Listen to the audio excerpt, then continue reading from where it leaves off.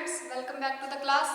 Last lecture में हमने पढ़ा था inorganic compounds of iron, iodine and calcium में आयरन के कंपाउंड्स। इस लेक्चर में हम पढ़ेंगे आयोडीन एंड कैल्शियम के compounds. So first of all iodine.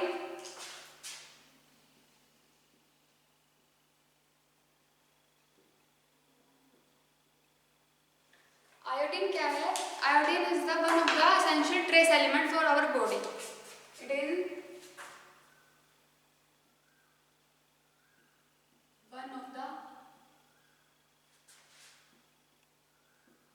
essential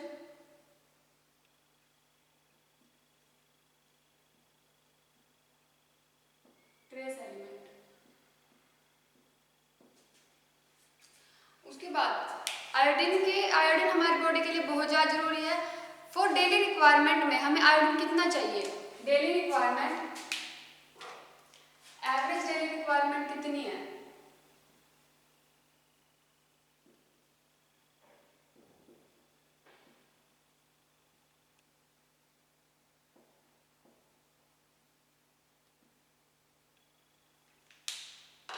mail body के लिए चाहिए 140 माइक्रोग्राम्स, 140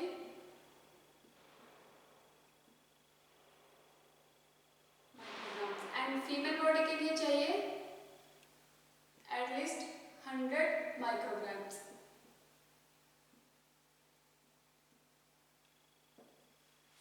ये हमारी बॉडी जो जितना आयोडीन हमें डेली चाहिए, हमें मेल बॉडी के लिए चाहिए 140 माइक्रोग्राम्स एंड फीमेल बॉडी के लिए चाहिए हमें 100 माइक्रोग्राम्स।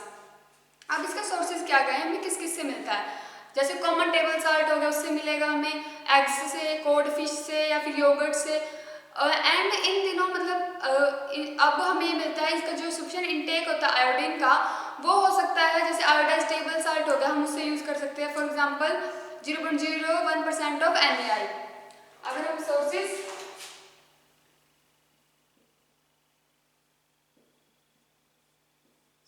क्या क्या हैं? Common table salt,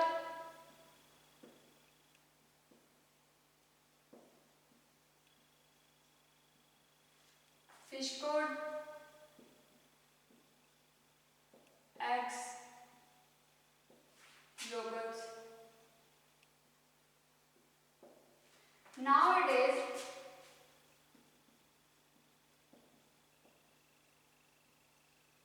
sufficient iodine intake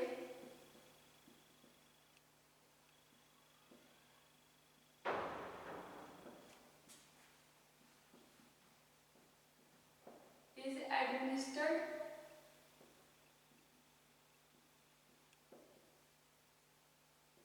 by iodized salt।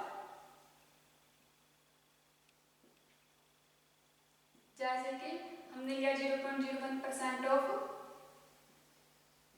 Sodium iodide का।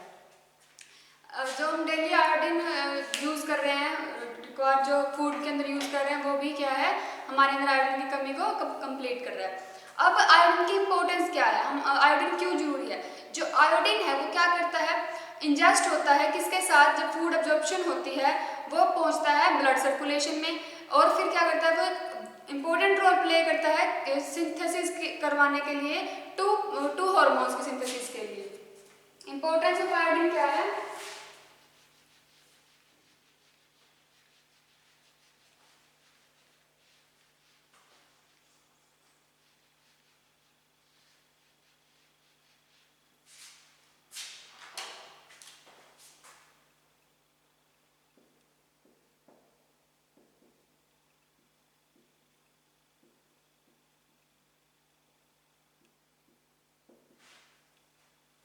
आयोडीन की इंपॉर्टेंस क्या है, ये क्या करता है, जब इंजेस्ट होता है हमारे फूड के साथ अब्जॉर्प्शन के बाद, तो क्या करते हैं ब्लड सर्कुलेशन में पहुंचता है। उसके बाद ये इंपॉर्टेंट रोल प्ले करता है किसको सिक्रेट करने के लिए, किसको सिंथेसाइज करने के लिए, दो हार्मोन्स जो क्या है थायराइड हार्मोन्स हैं, जिनको हम बोलते हैं one is triiodothyronine and थायरोक्साइन।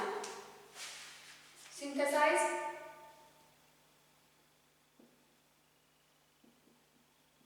To thyroid hormones.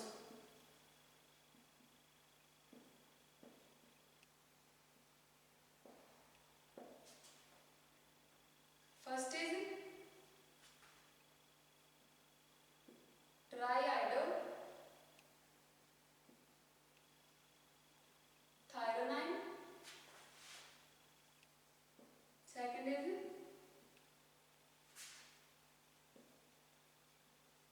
थायरोक्साइन। ये दो हार्मोन्स हैं जो हमारे क्या करते हैं, थायराइड हार्मोन, थायराइड ग्लैंड को क्या करते हैं, सिंथेसाइज करते हैं। इनका स्ट्रक्चर अगर देखें, इनका स्ट्रक्चर है 1 बेंजीन,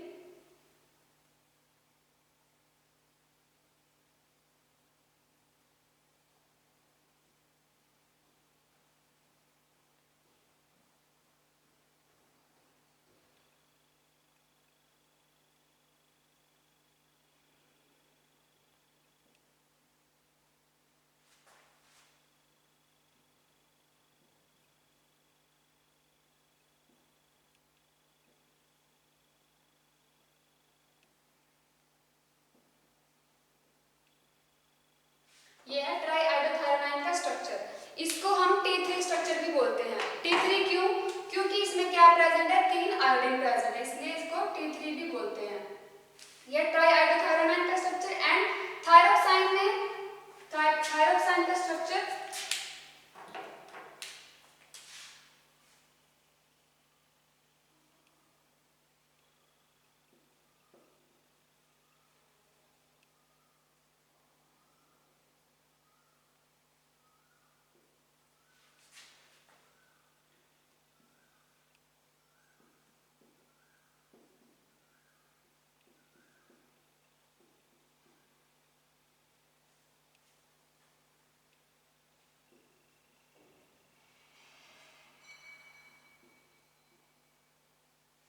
देखो, ये दोनों स्ट्रक्चर बिल्कुल सिमिलर से हैं, बट इसमें 3 आयोडीन प्रेजेंट है, इसमें 4 आयोडीन प्रेजेंट है, इसलिए इसको T4 भी बोलते हैं।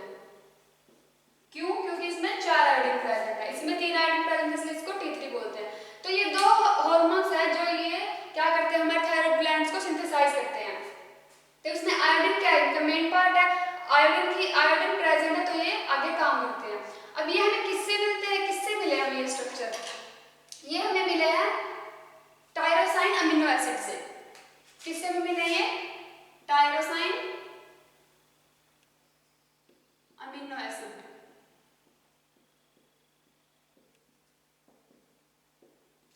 जब हमने टायरोसाइन अमीनो एसिड को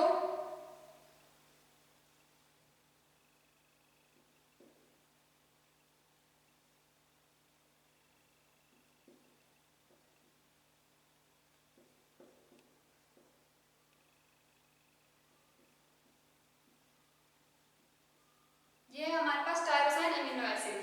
तो इसको हमने क्या किया, इसमें अगर आयोडीन डाल दे एक्सेस अमाउंट में एंड हीट कर दे, तो क्या बन जाएगा हमें ट्राईआयोडोथायोनाइन स्ट्रक्चर।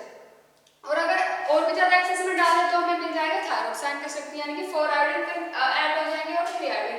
ये हमारी बॉडी अपने रिक्वायरमेंट के हिसाब से इनको बनाती है, ट्राईआयोडोथायोनाइन एंड थायरोक्साइन के स्ट्रक्चर को। उसके बाद इसकी इंपॉर्टेंस होगी कि किस लिए यूज होता है। ये हार्मोन्स क्या है, बहुत ज़्यादा जरूरी है क्या करने के लिए, हमारी जो ग्रोथ है, नॉर्मल ग्रोथ के लिए एंड डेवलपमेंट के लिए। और क्या करती है, एनर्जी मेटाबॉलिज्म में इंपॉर्टेंट रोल प्ले करता है। ये दोनों जो कंपाउंड है, जो दोनों हमारे पास हार्मोन्स है, ये क्या करते हैं, इंपॉर्टेंट रोल प्ले करते हैं। उसके बाद इसको बायोकेमिकल सिंथेसाइज किया हमने टायरोसाइन अमीनो एसिड से, जिसमें से हमने टायरोसाइन अमीनो एसिड को ट्रीट किया आयोडीन के साथ, जिससे हमें मिला ट्राईआयोडोथायोनाइन एंड थायरोक्साइन। दोनों कंपाउंड मिल जाते हैं। उसके बाद अब थायरोक्साइन क्या करता है, स्टोरेज। जो थायरोक्साइन है वो क्या है, स्टोरेज फॉर्म है हार्मोन्स का। और जो ट्राईआयोडोथायरोक्साइन है वो क्या है, सर्कुलेटिंग फॉर्म। जो ट्राईआयोडोथायोनाइन है, this is the circulating form,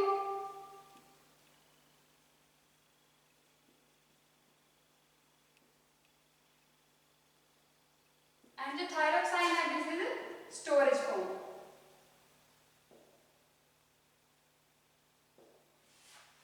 इन दोनों में हमें ये मिलता है। उसके बाद क्या करते हैं, ये हमारी बॉडी के मेटाबॉलिक रेट को इंक्रीज करते हैं। किसके थ्रू, बाय ऑक्सीडेटिव प्रोसेसेस के थ्रू। ऑक्सीडेटिव प्रोसेस करके हमारी बॉडी के मेटाबॉलिक रेट को इंक्रीज कर देते हैं। एंड जो आयोडीन जो इंटरनली हम एडमिनिस्टर कर रहे हैं, वो क्या कर रहे हैं, रिड्यूस कर रहे हैं आयोडीन को इन जीआईटी में। जीआईटी उतना ही आयोडीन लेता है जितना कि उसकी जरूरत होती है, अदरवाइज वो एक्सक्रीट कर देता है। उसके बाद आयोडीन के लिए आयोडीन का हमारी बॉडी में मतलब कि क्या क्या होता है, आयोडीन की कमी से क्या होता है और आयोडीन के एक्सेस में क्या होता है। अगर आपको नोट्स बनाने हैं तो आप इसको पॉज करके इसको नोट कर सकते हैं।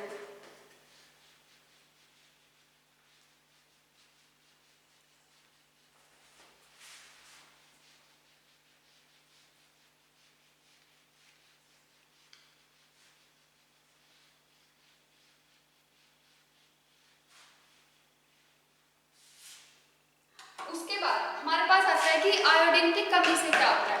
आयोडीन की कमी से हमारे पास होता है हाइपोथायरॉयडिज्म। क्या होता है? डेफिशिएंसी ऑफ थायराइड हार्मोन, जिसमें क्या होता है? आयोडीन की कमी होती है। हाइपो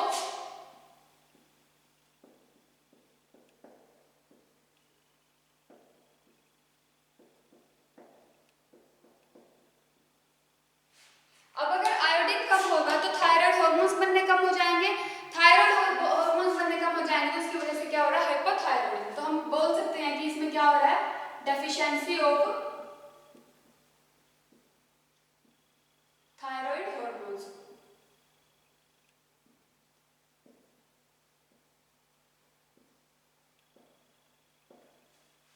अब थायराइड हार्मोन्स क्या कर रहा है? जब आयोडीन की कमी हो जाती है तो वो क्या करता है? हमारे मेटाबॉलिक रेट को, बॉडी के बीएमआर को क्या कर देता है?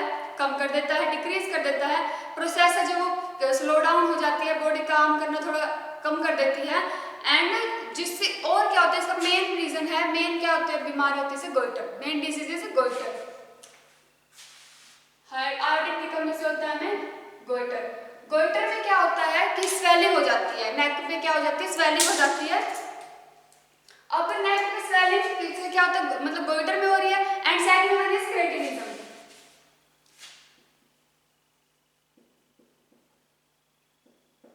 इसमें क्या हो रहा है? मेंटल रिटार्डेशन हो जाती है, मेंटल रिटार्डेशन हो गया, फिर ड्वार्फिज्म हो गया।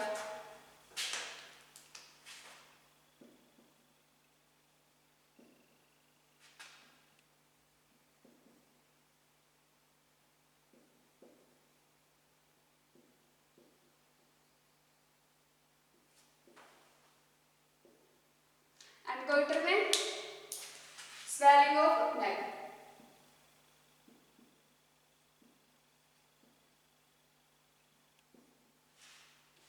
अब देखो, हाइपोथायरॉयडिज्म की वजह से ये हो रहा है जब थायराइड की कमी हो रही है। गोइटर क्या होता है? स्वेलिंग ऑफ नेक, यानी कि क्या हो रहा है? हमारे पास आयोडीन की कमी से नेक का साइज बढ़ रहा है। तो हम कह सकते हैं कि जो नेक का साइज है वो क्या कर रहा है? इनवर्सली प्रोपोर्शनल है आयोडीन कंटेंट के ऊपर। क्या है? Size of neck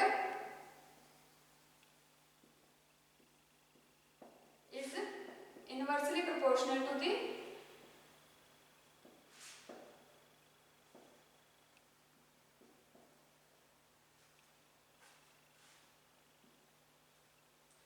thyroid hormones.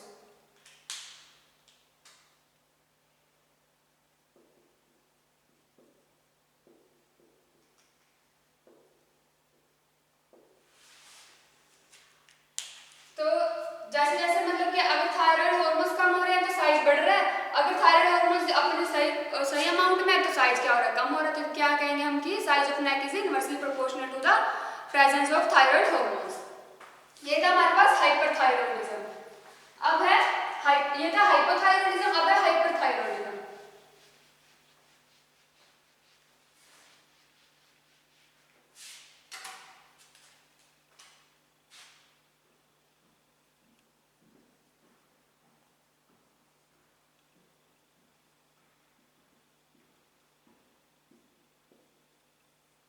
Hyperthyroidism में क्या हो रहा है कि आयोडीन का कंटेंट अगर बहुत ज्यादा बढ़ रहा है, अगर आयोडीन हमारी बॉडी में बहुत ज्यादा हो रहा है तो क्या हो रहा है? थायराइड हार्मोन्स ज्यादा बन रहे हैं, तो उसकी वजह से हाइपरथायरॉयडिज्म हो रहा है। तो हम क्या लिखेंगे?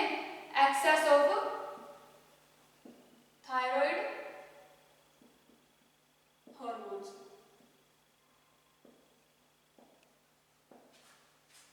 जब एक्सेस हो जाता है आयोडीन तो क्या होता है? फिर हाइपरथायरॉयडिज्म होता है। उसकी वजह से क्या हो रहा है? डिसीज हो रही है, उसकी वजह से एक्सोथैलेमस हो रहा है। एक्सोथैलेमस क्या होता है? Enlargement of eyeball. हाइपरथायरॉयडिज्म की वजह से हो रहा है एक्सो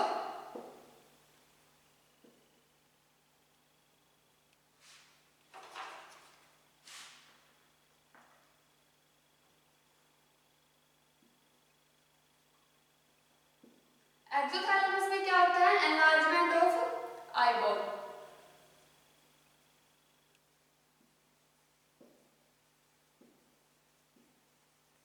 जैसे कि आइज का या तो उनका साइज बड़ा हो जाना या फिर एक ही पोजीशन पे रुक जाना, तो वो होता है आईबॉल। जो आईबॉल्स में क्या हो जाती है, डिसीज आ जाती हैं, उनको बोलते हैं, उनको किसकी वजह से हो रही है? हाइपरथायरॉयडिज्म की वजह से, यानी कि थायराइड हार्मोन्स क्या हो रहे हैं? ज़्यादा हो रहे हैं। उसके बाद इसको ट्रीट करने के लिए हम क्या कर रहे हैं? इसको ट्रीट करने के लिए हम ड्रग्स देते हैं, जैसे कि कार्बामिजोल हो गया या फिर मिथोमाज हो गया, मिथोमिजोल, कार्बामिजोल।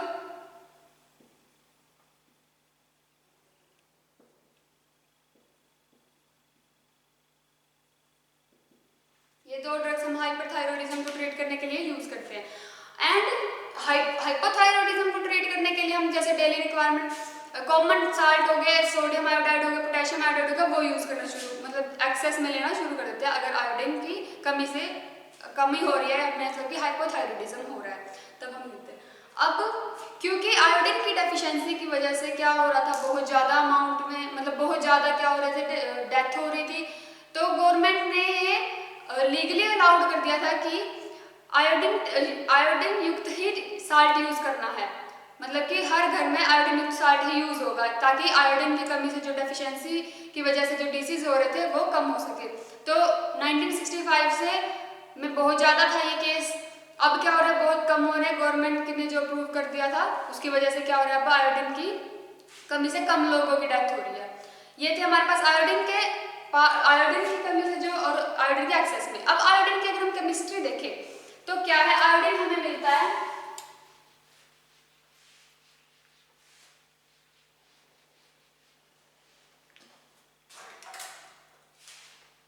केमिस्ट्री ऑफ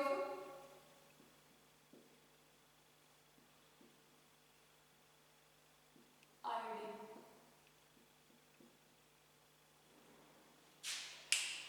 आयोडीन हमें मिलता है I2 फॉर्म में, उसका एटॉमिक नंबर 53, एटॉमिक वेट 126.9। ये है आयोडीन।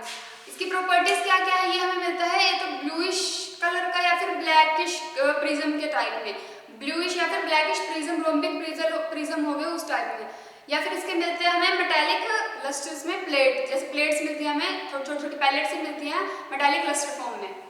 इसका ऑर्डर कैसा होता है, पेक्युलर ऑर्डर होता है, यानी कि थोड़ा अजीब सी स्मेल होती है, वोलेटिलाइज हो जाता है इजीली एट ऑर्डिनरी टेम्परेचर पे, एंड बॉइलिंग वाटर के अंदर तो मतलब हाई टेम्परेचर पे इजीली क्या हो जाता है, मेल्ट हो जाता है। नेक्स्ट हम क्या करेंगे कि इसकी सोल्यूबिलिटी क्या है, इनसोल्यूबल है वाटर के अंदर, बट इजीली सोल्यूबल हो जाता है अल्कोहल में, एंड फ्रीली सोल्यूबल है किसके अंदर, क्लोरोफॉर्म के अंदर। एंड नेक्स्ट इसकी हम इसकी केमिकल प्रॉपर्टीज क्या क्या है, मतलब जब हम इसको ट्रीट करेंगे, आयरन को ट्रीट करेंगे आयोडीन के साथ, तो क्या इजीली क्या बना देगा, FeI2, यानी कि डायरेक्ट क्या कर रहा है, डायरेक्टली अटैच हो रहा है मेटल या नॉन मेटल के साथ। जैसे आयरन के साथ अटैच किया आयोडीन, तो उसने क्या बना दिया, FeI2, इजीली अटैच हो रहा है, तो क्या हो रहा है, आयोडाइड कंपाउंड इजीली बन रहा है। अगर अल्कली के साथ देखें तो I2 को अगर हम ट्रीट करें NaOH के साथ, तो वो बना रहा है आयोडाइड साल्ट, एक तो Na बनाएगा एंड एक आयोडेट, यानी कि NaIO3,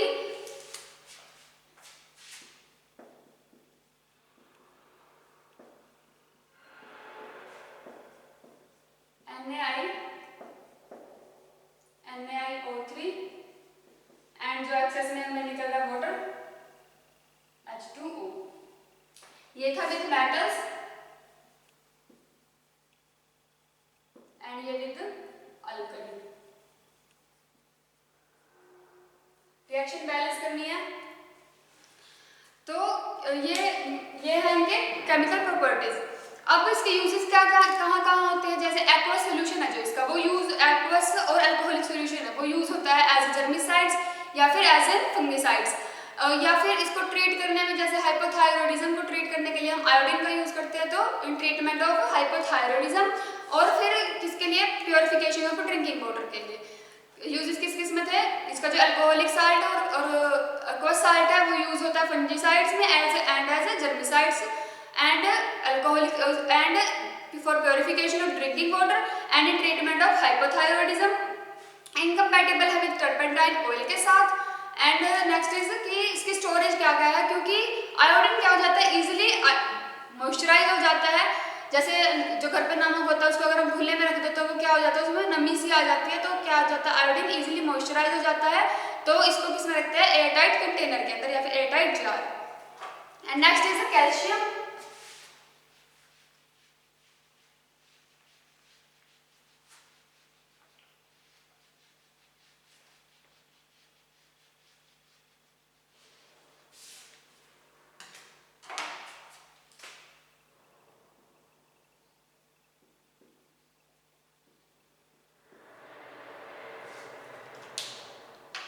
अभी कैल्शियम की वैलेंसी कितनी होती है, 2 और ये हमें हमेशा 2 की फॉर्म में मिलता है, Ca2 पॉजिटिव की फॉर्म में। एंड इसका एटॉमिक नंबर होता है 20, एटॉमिक वेट होता है 40.08, 40 ही हम लेके चलते हैं इसका एटॉमिक वेट। उसके बाद जो ये क्या कहता है, never found free in nature, मतलब कि हमें नेचर में फ्री नहीं मिलता, इज नेवर फाउंड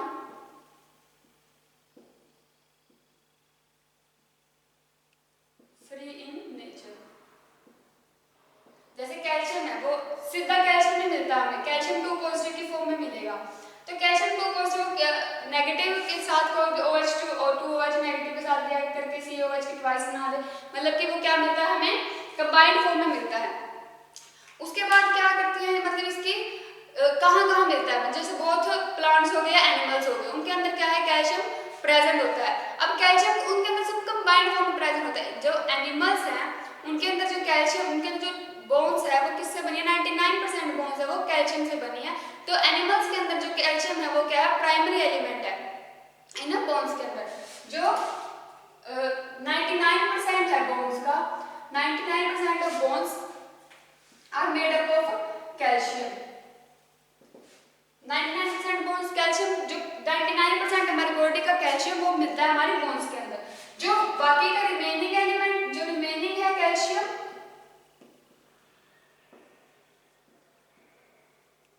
वो कहाँ मिलता है हमें, एक्स्ट्रा सेलुलर फ्लूइड के अंदर।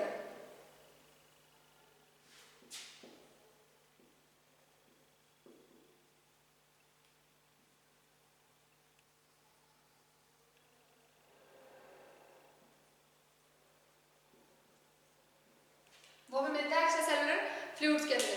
जो हमारी बॉडी का टोटल कैल्शियम है वो कितना होता है, total calcium in human body total amount वो होता है 22 ग्राम पर केजी, मतलब 1 केजी के अंदर 22 ग्राम क्या प्रेजेंट है हमारी बॉडी में, कैल्शियम प्रेजेंट है। इसके सोर्सेज क्या क्या है, जैसे मिल्क हो गया, मिल्क प्रोडक्ट्स हो गए, दही, पनीर, लस्सी, दूध, जो इनसे हमें मिलता है कैल्शियम। फिश होगी, इनसे हमें क्या मिलता है, कैल्शियम।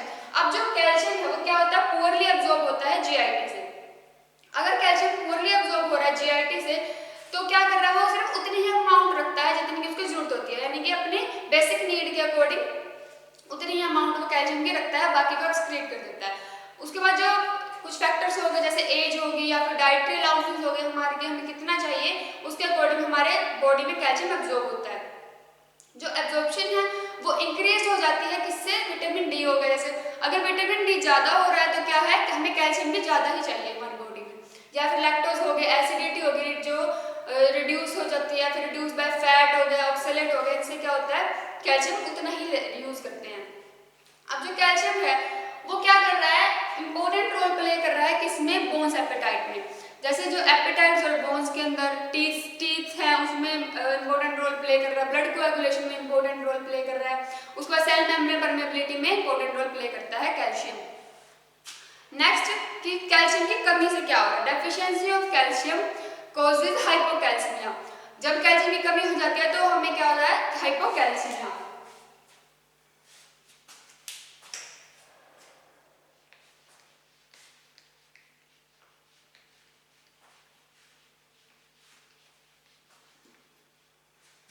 deficiency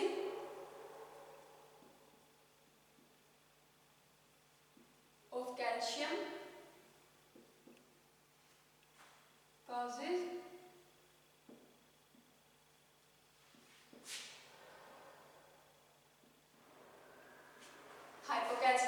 इसकी वजह से क्या हो रहा है, बच्चों के अंदर रिकेट्स हो रहे हैं, उनकी पुअर ग्रोथ हो रही है, उनकी डेवलपमेंट नहीं हो रही, या फिर ऑस्टियोपोरोसिस हो रही। ऑस्टियोपोरोसिस क्या होता है, जिसमें जो टीथ जो बोन्स होगी वो क्या हो जाती है, सॉफ्ट हो जाती है, या फिर इजिली क्या बेंड हो जाती है, मतलब कि बोन्स से सॉफ्ट हो जाती है।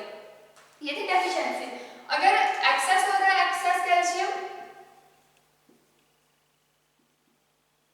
causes hypercalcemia।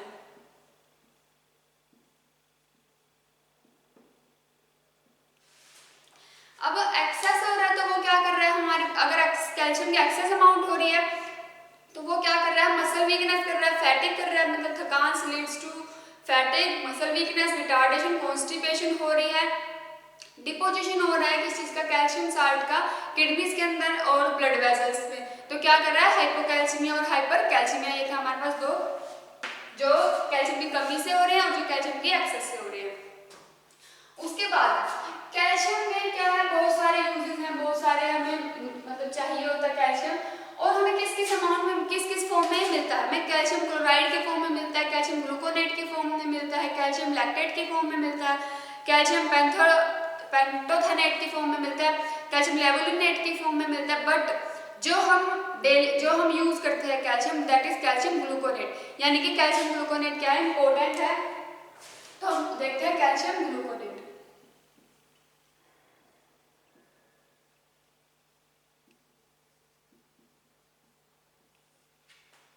अब जो कैल्शियम ग्लूकोनेट है उसका फॉर्मूला है C12H22O14 Ca डॉट एक मॉलिक्यूल H2O का, यह है H14। यह है कैल्शियम ग्लूकोनेट का फॉर्मूला। इसका अगर मॉलिक्यूलर वेट देखें तो होता है 448.40 कैल्शियम ग्लूकोनेट। अब ये हमें मिलता है किससे, ये हमें मिलता है लेवोलिनिक एसिड से या फिर ग्लूकोनिक एसिड से।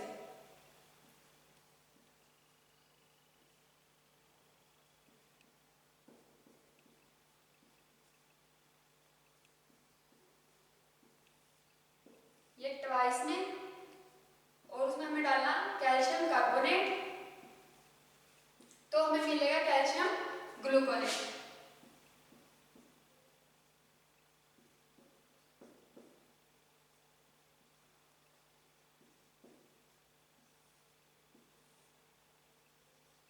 कैल्शियम 2 पॉजिटिव, कैल्शियम 2 पॉजिटिव को न्यूट्रल कर रहा है COO नेगेटिव के जो। अब ये यहाँ पे एक है, मतलब कि ये अगर ट्वाइस ले रखा तो यानी कि यहाँ पे क्या है 2 नेगेटिव है जो कैल्शियम 2 पॉजिटिव के साथ अटैच हो रहा है। एंड उसके बाद ये CO2 रिलीज कर रहा है, ये होता है गैस का साइन कि गैस के फॉर्म में निकल रही है, एंड H2, CO2 गैस के फॉर्म में बाहर निकल रही है, एंड H2, तो हमें मिल गया कैल्शियम ग्लूकोनेट।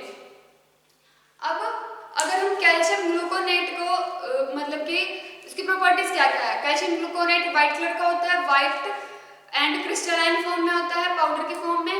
उसके बाद ऑर्डर इसका कुछ ऑर्डरलेस होता है, टेस्टलेस होता है, स्टेबल होता है एयर के अंदर, बट फिर भी हम इसको किस में रखेंगे, इसको हम एयरटाइट कंटेनर में रखेंगे क्योंकि ये लाइट से इजीली इफेक्ट हो जाता है, इसलिए लाइट रेजिस्टेंट कंटेनर के अंदर रखेंगे। उसके बाद जब अगर इसको ट्रीट किया, अगर इसमें हम डाइल्यूट HCl ऐड कर दे तो कैल्शियम ग्लूकोनेट डिकम्पोज हो जाता है, तो वो हमें देता है gluconic acid and calcium chloride. अगर हम इसमें डाइल्यूट HCl डाल दे तो हमें मिल जाएगा ग्लूकोनिक एसिड,